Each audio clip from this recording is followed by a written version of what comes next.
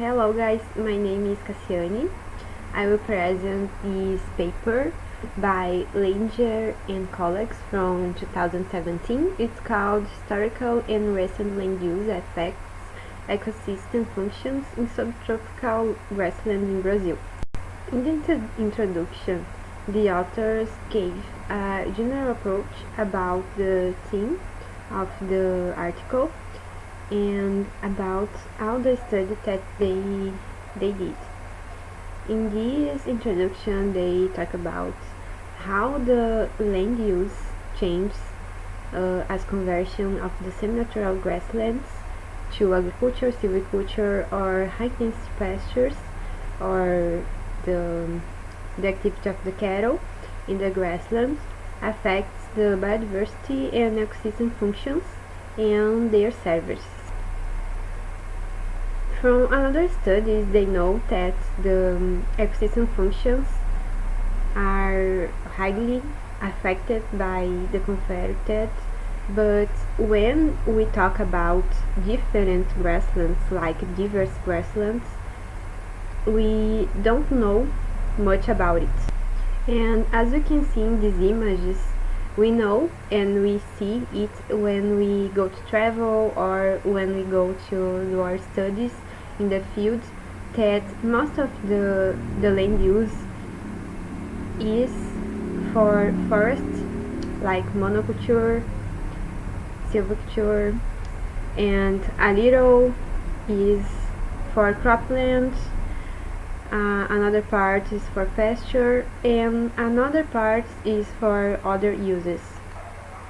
So in this study, the authors of the article had chosen 8 grasslands in Rio Grande do Sul, southern Brazil, to give this huge approach of the grassland types that we have here. And these grasslands are comprising exceptionally traditional managed with burning or with cattle. That means with the burning we have accumulated biomass, and with the grazing of the cattle we have less or more biomass, and difference between the biodiversity, the community of species, and another ecosystem functions and services. So in this study were used permanent grasslands with reduced or increased current management intensity, and secondary grasslands after past agricultural or silvicultural use. Then the authors measured 10 ecosystem functions, covering all major below and above ground ecosystem components and the processes that link them, using the novel rapid ecosystem function assessment approach. As we know, the ecosystem functions includes primary and secondary production and species interactions, like herbivory, pollination, predation, seed dispersal, and decomposition. These ecosystem functions differ significantly among the grassland types, most distinctly between the permanent and the secondary grasslands, that are the uses for agricultural or silvicultural uses. And even after the reconversion of the grasslands, we have ecosystem functions altered, including lower primary and secondary production, lower decomposition, lower seed dispersal capabilities, and higher invertebrate herbivory. Some management practice explained additional variation in some of the ecosystem functions, including some positive effects of intensified management on the secondary production. Some in this study, like pollination predation, were not largely affected by the reconversion, and as we will see in this study, the conversion of grasslands to more intensive land use types has a long-lasting consequences for some ecosystem functions, with effects persisting even many years after reconversion, resulting in changes in the ecosystem service provided by. So this study aimed to answer these questions. The first one is, do ecosystem functions differ among traditionally managed permanent grasslands and four types of altered grasslands ecosystem, that is, permanent grasslands with reduced or increased current management intensity, and secondary grasslands after past agricultural or silvicultural use? The second one, are levels of ecosystem functions in secondary grasslands that recover from a previous conversion to other land use types different from those in sites with a continuous grassland history? And the third one, do current management practice affect ecosystem functions? So in the methods, the authors gave us general information about the area of this study, and we have here this map where is located the campus de Cima da Serra, and we have these points here that are the sites of the samplings. So in this area we have 810 to 1,125 meters of altitude. The annual temperatures go from 16 to 22 graus Celsius, with frequent frost in the winter months. The annual precipitation is 1,050, 100 and 700 millimeters without a marked dry season. In this study, so they take 3 permanent and 2 secondary grassland types, all show distinct combinations of historical land use, managed as grasslands, agricultural fields, or pine plantations, with current management practice, burning or mowing, grazing, overseeding with exotic species, combined with fertilizing. In this table, we can see the characteristics of the types of grasslands, the permanent grasslands and the secondary grasslands. In the permanent, we have low intensity sites and medium and high intensity, and in the secondary we have after agriculture and after silviculture. For this we have historical land use of 6 or 7 years, and for silviculture we have like 23, 25, 26 years with use of that. Then in the secondary, for agriculture we have 3 years since land use change, and for silviculture we have 4 or 5 years. We have different grazing intensities for all of the grasslands. Burn frequency for these two, for low intensity and medium intensity. We have mowing in all the sites, but not in the silviculture. We have some tillage, fertilization, and overseeding with exotics in some of the grasslands.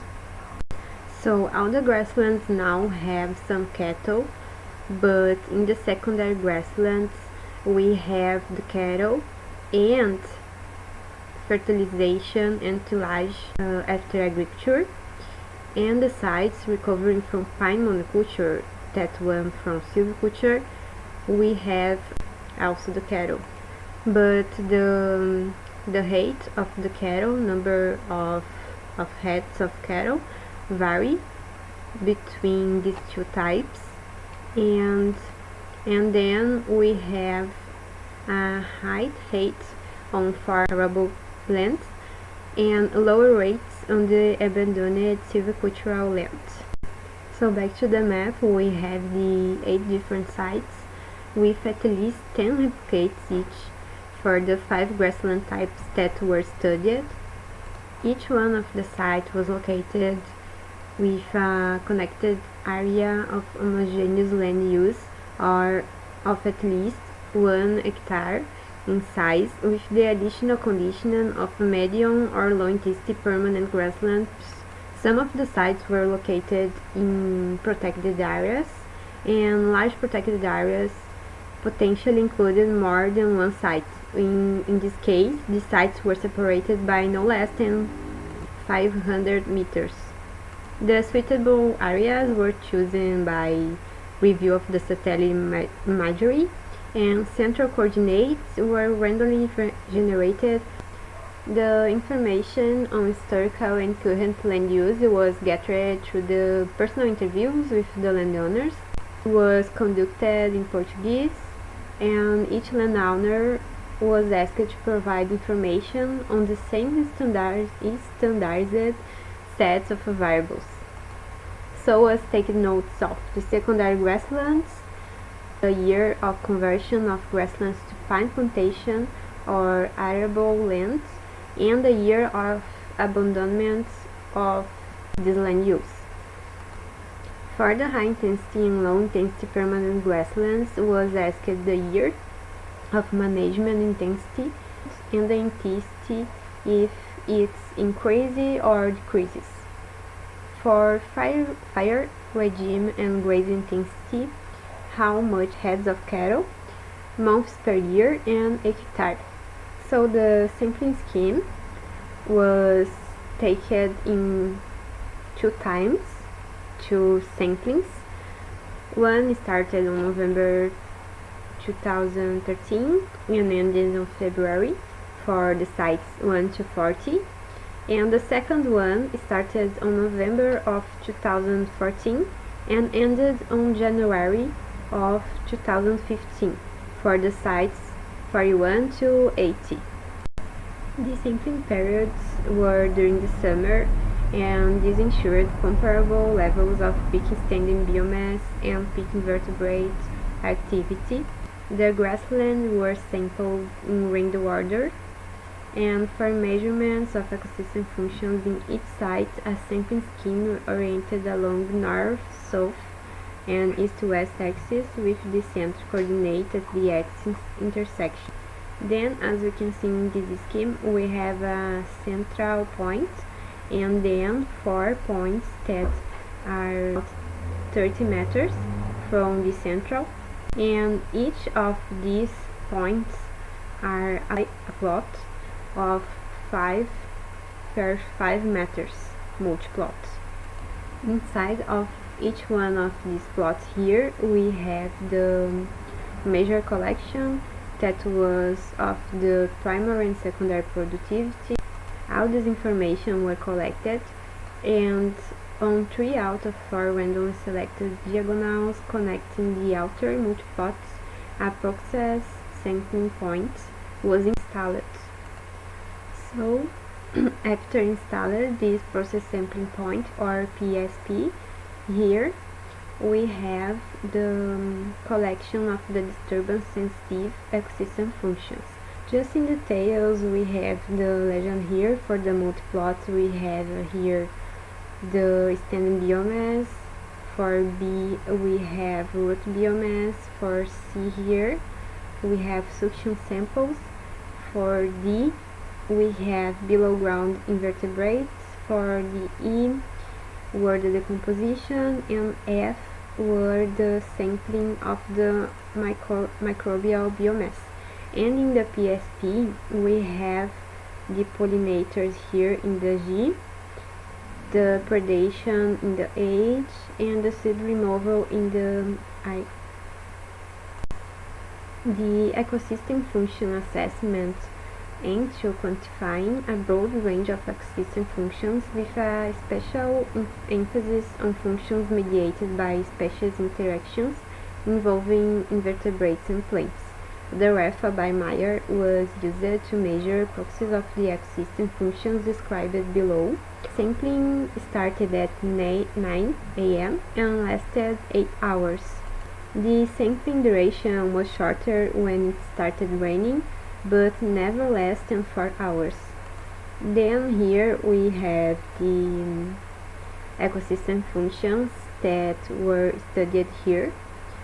The first one was above ground primary productivity. This one is the total mass gain from phototrophic carbon fixation per unit ground area and time. after accounting for losses due to death, herbivory, exudation, or volatilization. This one was by peak standing biomass in 20 centimeters per 50 centimeter plots in all 5 multi-plots. The biomass was cut at the ground level, and it included the dead biomass and wood components of vegetation. The samples were dried for 48 hours or until dry at 70 degrees Celsius before weighting. Then we have the below ground primary productivity. This one is the standing wood biomass comprised of wood biomass including wood litter and was evaluated as an indicator of below ground net primary productivity. This one was made following bone from 1979, volumetric soil samples of 10 cm depth and a diameter of 20 cm were taken with an algebra in multi-plots 1, 2, and 4. The roots were separated by washing the soil sample through a sieve and then dried for 8 hours at 70 degrees Celsius before weighting. Large wood pine roots were excluded from this analysis. Then we have the above ground secondary productivity, that is the rate of conversion of plant organic matter into heterotrophic tissues. This one is about the abundance and fresh weight of invertebrate consumers, served as an approximation of the magnitude of the consumer production. The invertebrates were sampled in the multi-plots 1, 2, and 4 using the suction sampling, as you can see in this image. The sampling was made using a 0.25 meters of vegetation, and it was covered with a fine mesh of gauze cage to prevent arthropods from escaping, and then sampled with DVAC, equipped with a fine filter twice for 1.5 minutes with a break of 30 seconds. The sampling took place between 11 and 1 p.m. at all sites. The sample saw gone to 70 ethanol in the field, and fresh weight was measured after removing excess liquids with the tissue paper. Then we have the below ground secondary productivity, that was the abundance and fresh weight of invertebrates that used to approximate the magnitude of below ground consumer production. Here we have the soil cores with a diameter of 20 centimeters and a depth of 10 centimeters in all the multi-plots, the 1, 2, and 4. Then the soil fauna was extracted from the soil cores over a period of 10 days using an adapted burlesque turbine funnel with a 30 double light bulb and collected in ethylene glycol. After the cleaning, the number of individuals was counted and the fresh weight measured as described above. Then we have a sampling like this one. It's similar to this. We have pollination, that was approximated using pen traps to assess the pollinator abundance. Some of you may be familiar to this. It's a trap that we use the white, the yellow, and the blue plates, and we add the detergent and water and mount at the vegetation height and each PSP. This sample was from 3 pens per PSP, and the abundance and fresh weight of invertebrates were recorded as above. We can see in the tables. Then we have herbivory, that is the amount of plant material consumed by animals links, the producer and consumer pools. The herbivore assessment was restricted to damage caused by invertebrates. Contrary to invertebrates herbivory, grazing is component of a site management and is therefore included in our analysis as such. And then the invertebrate herbivory is a measure of the ecosystem function that's not directly controlled by human management. The herbivory was quantified by calculating the proportion of Dalmatian leaves following Souza. So a total of 100 leaves were randomly drawn from vegetation samples, multiplots 1 to 1/4, and the leaves from shrubs, forbs, and grasses were sampled proportional to their estimated relative biomass. For the invertebrate predation, the potential predation on insect was assessed using green cylindrical plasticine dummies of 20 mm length and 6 mm of diameter. 3 for the sites 1 to 4 or 10 for the sites 41 to 80 dummies were exposed at each PSP by pinning them to the ground on a 3 per 3 cm earth-colored paper intersects spaced by 1 meter.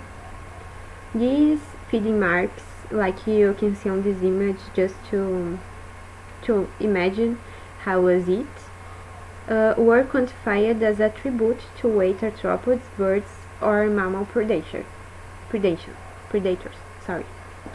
And then we have the seed dispersal, that's the potential of seed dispersal, and the seed removal experiments. So here the scientists made a standardized number of 25 halved sunflower seeds that they placed on a plastic well plate with a regular grid of 5 per 5 positions spaced by 2 centimeters. Three such plates were exposed at each PSP at a distance of 1 meter each other. The number of seeds remaining on the plate was monitored at intervals of no more than 90 minutes, and then removal probabilities indicating the likelihood of a single seed to be removed within 60 minutes were calculated with the survival package in R, assuming constant removal hazards. So just to notice here, we have the scheme of the sampling points, the PSP, and we have here the pollinators, and 3 meters, this triangle, we have a sampling of the pollinators, then here we have the invertebrate predation, and here we have the seed dispersal experiments. Then for the decomposition rates, we have weight loss of wooden sticks measured, that they take it as example from wheat, and one of these experiments was put in the sites 1 to 40 or 3 for the 41 to 80, standardized and previously dried and weighted wooden sticks were buried horizontally at depth of approximately 10 centimeters and the multiplots, and after a mean exposure time of 46 days, the sticks were retrieved, washed, dried at 70 degrees Celsius for 48 hours, and then weighed. The microbial biomass at the multiplots 1, 2, and 4 was made by mixed soil samples from 5-10 cm deep soil cores of 1.6 cm of diameter. It is like 30 grams, and the soil microbial biomass carbon MBC was determined according to Vance, with the extraction of the carbon from fumigated and unfumigated soils by the K2SO4. The statistical analysis was conducted in the Air Core team 2016. The investigation vector ecosystem function proxies differ among the 5 grassland types, and they used linear mixed effects models that fit using the ANALYSES package by Pinheiro and Bates, with random effects for field campaign and sites.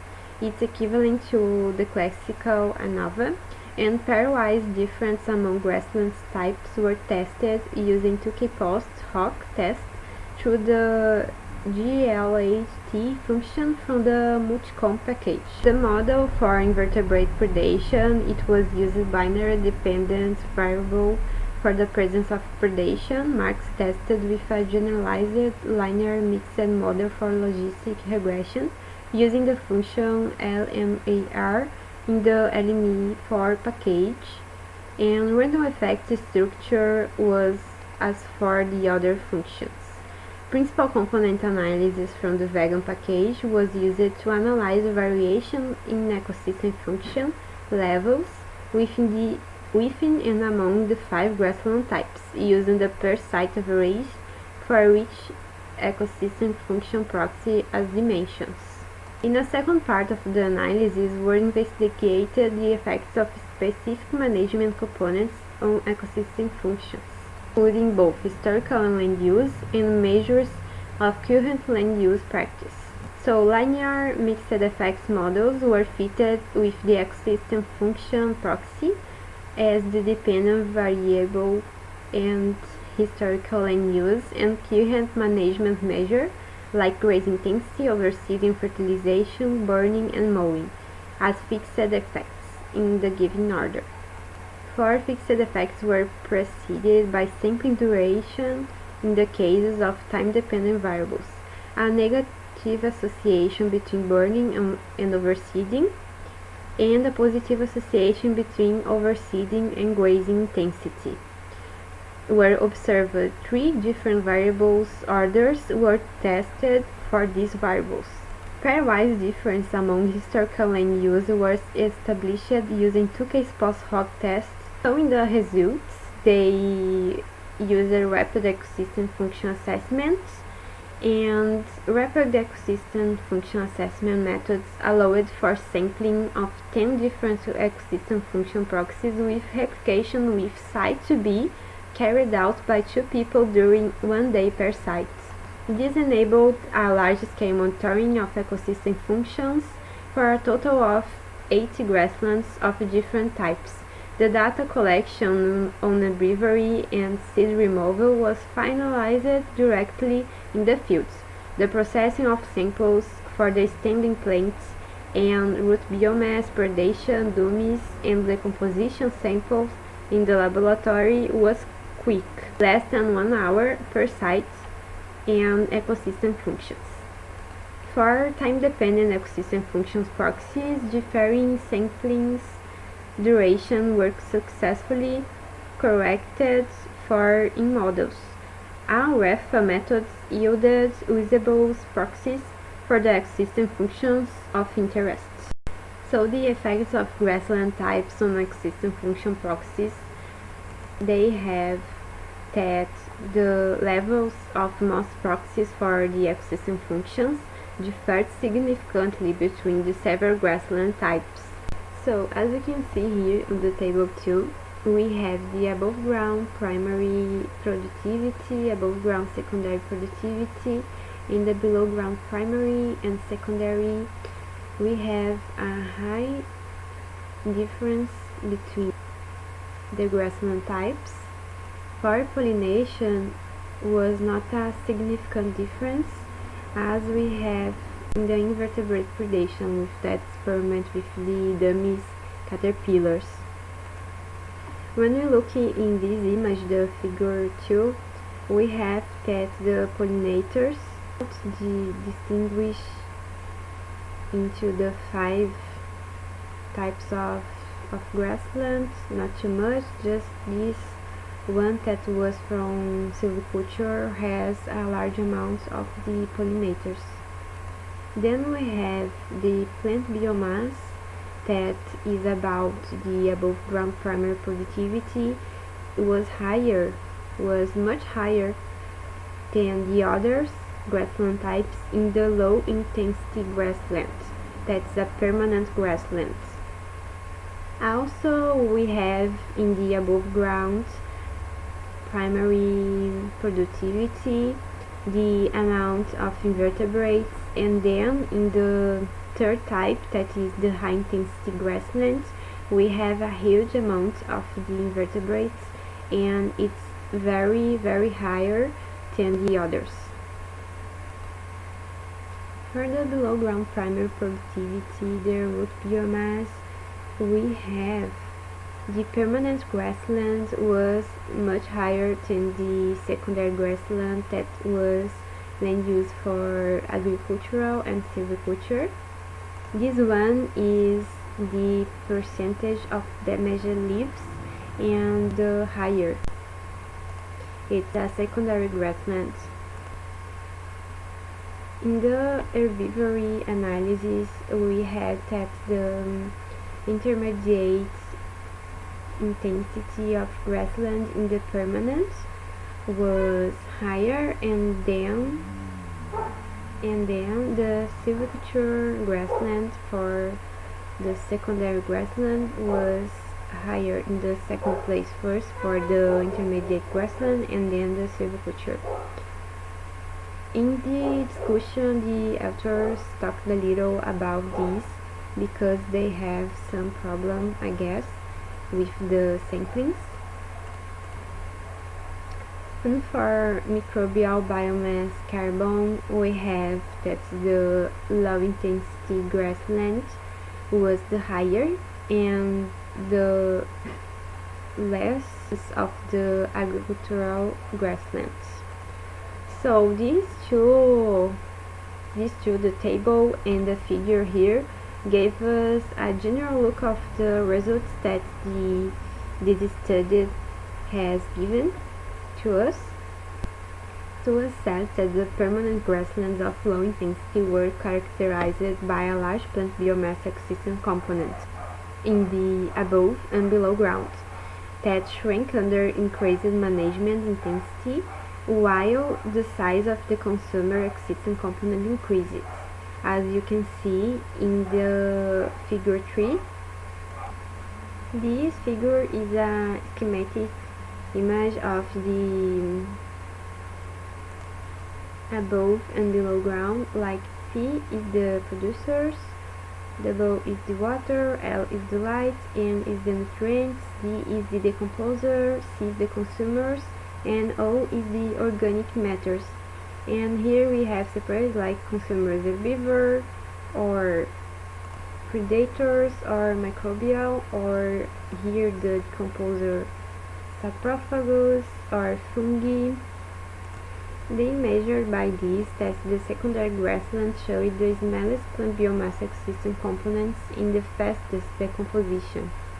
Here we have a combination of the principal component analysis of all the ecosystem functions, PROXIES, that was calculated using each of the ecosystem functions as dimensions. As we can see, the primary and the secondary grasslands formed two distinct groups. In the right side, we can see more of the permanent grasslands, the primary, and in the left side, we can see almost just the secondary grasslands. Along the axis, we can see, for example, that the grasslands of the permanent grasslands were characterized by high plants, mass above and below ground, high MBC, and high seed removal potential, well as lower herbivory damage and low decomposition, like the low weight loss that we have. If we compare to the secondary grasslands, we can confirm the significant difference between the permanent and the secondary grasslands founded in these ecosystem functions. In the table 3, we have the linear mixing models that shows the management as grazing intensity, overseed and fertilizing, and the burning. This table shows us that management that is given to a grassland altered a lot of the PROXIES, and maybe it influenced the PROXIES, having intermediate and high effects on the existing functions. We have also the table S4 the appendix of the work that shows the mean prediction values and random effect estimates for linear mixed models of the effects of historical land use and current management practice. Continuing with the results showed, the standing plant and root biomass were higher than 40% or higher than 139% in permanent grasslands, and the above-ground abundance of invertebrates was also highest in permanent grasslands, but differed significantly only from former pine plantations, where the values reached only 43% of those in permanent grasslands. Herbivory rates differed significantly between all the three historical land use types, being lowest in permanent grasslands and about 3 times as high in former arable lands.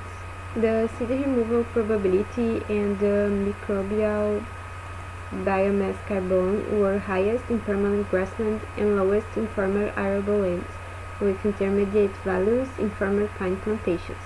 The weight loss through decomposition was more than 15% lower in permanent grasslands compared to secondary grasslands, but differed significantly only from former pine plantations.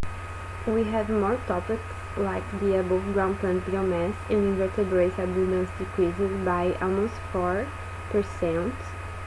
and the root biomass more than doubled on the regularly burned sites. The grazing intensity, overseeding and fertilizing positively impacted abundance and fresh weight of above ground invertebrates, with nearly double of the number of individuals in overseeded and fertilized grasslands.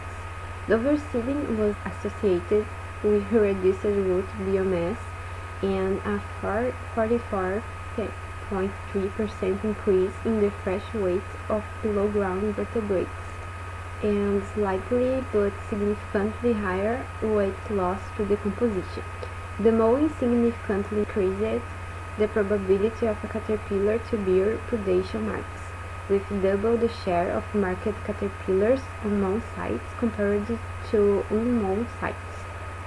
And changing the variable order of overseeding, fertilizing, grazing intensity, and burning in the models affected which management practice showed significant effects on the existing functions proxy number and fresh weight of above ground vertebrates, root biomass, and number of below ground vertebrates.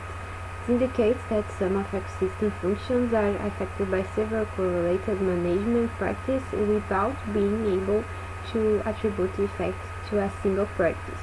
And we can see here on the figure 5 the impact of continuous variable grazing intensity. To the left, we can see this graphic of above ground invertebrates and below ground vertebrates per grazing that show as heads of cattle per month per hectares per year. And we can see that in both cases, when we have like an intermediate intensity of grazing, that is the cattle in the grassland, we have higher amounts of the invertebrates. And in the right side we can see this image that's shown as the management of the sites can affect the environment. Like, for example, the burning. When you have no burning, the above ground vertebrates is higher than when we have the burning. Otherwise, we have higher above ground invertebrates when we have overseeding and fertilizing. And we can see the dummies, the attack dummies, it's a higher percentage when we have mowing included. In the discussion of the paper, the authors then said that the highly standardized REFA works good to detect land use effects for many of the surveyed ecosystem functions, and emphasize that reference methods measure standardized proxies for the ecosystem functions of interest rather than the functions themselves. The methods to approximate primary productivity should be adapted when working in grazed, fencing, or abandoned sites, using as an example measuring green biomass only. Some decomposition samples were lost because of destruction of markings by cattle and resulting failure to locate their position. More robust marking could reduce the risk of losing samples in future studies. Then the 5 main grasslands, of course, showed noticeable difference between supported ecosystem functions. This difference especially was large between the permanent and the secondary grasslands. So the historical land use that the distinction between permanent grasslands that never been used and converted and the reestablished grasslands after the agricultural and silvicultural use had significant effects on 7 of the 10 ecosystem functions tested.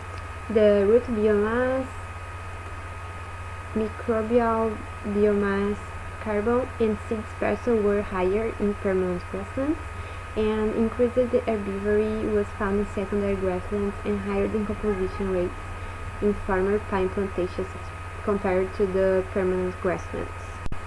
I take this part of the paper because I think it's interesting to read it out, because they said a lot of things that's important for us to understanding the logic of the ecosystem functions and about restoration and about the biodiversity and the land uses that the human gave to the land.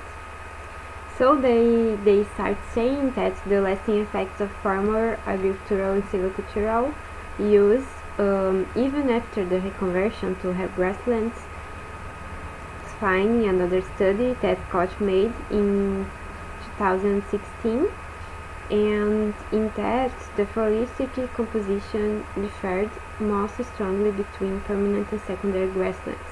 The land use history is known to be a major factor in determining present-day conditions and its general influence on individual ecosystem functions, including productivity, soil structure, and chemistry, and microbial activity.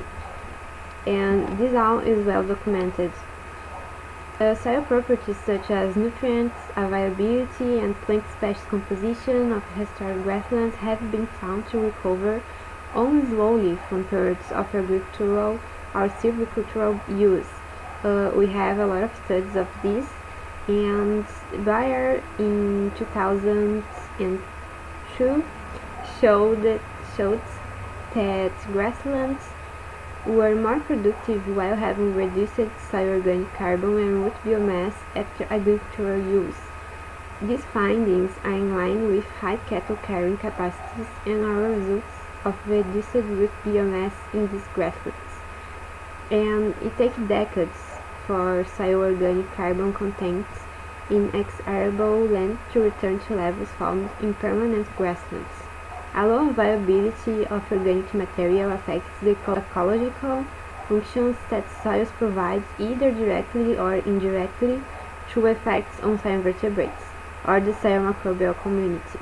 Overall, the low levels of herbivory in permanent grasslands can be explained by grass dominance, as indicated by finds by Koch, of lower graminoid cover in secondary grasslands. The grasses generally experience less damage from herbivories than forbs. We can see that in the fields when we work.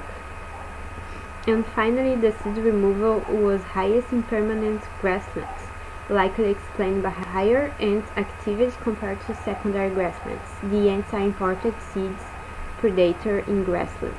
Then they discussed that the ecosystem functions differ between the permanent and secondary grasslands, but also between the same type of grassland, and also in the same type but with the different management, like current management practice. Some are also relevant to ecosystem function, as confirmed in the subsequent models. This management practice, as fertilization, burning, grazing these impact the ecosystem functions either directly through changes in abiotic conditions or indirectly via input of dung or by triggering shifts in vegetation composition. Above-ground primary productivity, measured by peak stand biomass, was highest in low-intensity permanent grasslands, but did not differ between the other grassland types. So here in the permanent grassland stats are of low management intensity, there are large amounts of dead grass biomass accumulated due to a lack of grazing and burning, the difference in plant species composition, and a larger proportion of high-quality forage species and plants with higher nitrogen content in overseeded grasslands being able to sustain larger consumer communities. There are another studies of the increased richness and abundance of grassland arthropods due to fertilization. The higher root biomass in burn sites is consistent with previous findings also for the same area of study that emphasizes the importance of bud-bearing organs for plants on sites with frequent fire occurrences, like we can see in some Verbenaceae and Asteraceae. The increase in seed removal and invertebrate predation caused by mowing might be a consequence of simplified vegetation structure or a arthropod assemblage that differ from those in burned area. Then we have that the spatial heterogeneity or vegetation community composition can affect the levels of ecosystem functioning. Not including these variables in the study is potentially the reason for the large amount of unexplained variance observed in predation, pollination, seed dispersal. The conversion caused marked changes in ecosystem functions which persisted for many years after the reconversion to grasslands. And even when compared to the conversion to agriculture or silviculture, the effects of the management practice on ecosystem functions were less severe. That is mean for the heads of cattle or the burning, the mowing. It was less severe than the agricultural. And while the management practice showed significant impacts in the investigated ecosystem functions, the effects were less pronounced than previously documented in another studies. Changes in plant community composition due to repeated fertilization and the introduction of exotic species. The difference between the effects on vegetation composition and the effects on the ecosystem functions was most apparent when comparing low-intensity with medium-intensity permanent grasslands. In the low-intensity grasslands, we have a decrease in plant biodiversity and a shift of species composition. This could mean that we have a degree of robustness of the investigated ecosystem functions to effects of management practice and resulting plant species loss, either because of the conservation of relevant functional traits because of strong dependencies on abiotic environmental conditions that are largely maintained under less intensive land use. The authors claim that the studies investigating land use effects or evaluating the success of restoration or conservation actions should not relate to monitoring only biotic composition or ecosystem functions, but should combine the monitoring of both to avoid missing important effects. Only when understanding the effects of land use changes on biodiversity and ecosystem functioning can the providing of ecosystem service by natural and semi-natural habitats be quantified and considered in relevant decision processes. These considerations are needed into long-lasting legacy effects of the land use changes for the existing functions and services, and to preserve the biotic composition and the functioning of native grasslands in southern Brazil. A significant portion of grassland needs to be kept under traditional management. The conservation of these grasslands would also ensure the continued provisioning of numerous important ecosystem services. In conclusion, this study, for the first time, provided a quantification of the impacts of historical land use change and intensification of current management on a comprehensive set of ecosystem functions in South Brazilian grasslands. Again, the conversion to agricultural silvicultural use causes lasting changes in the ecosystem functions even after the reconversion to the secondary grasslands.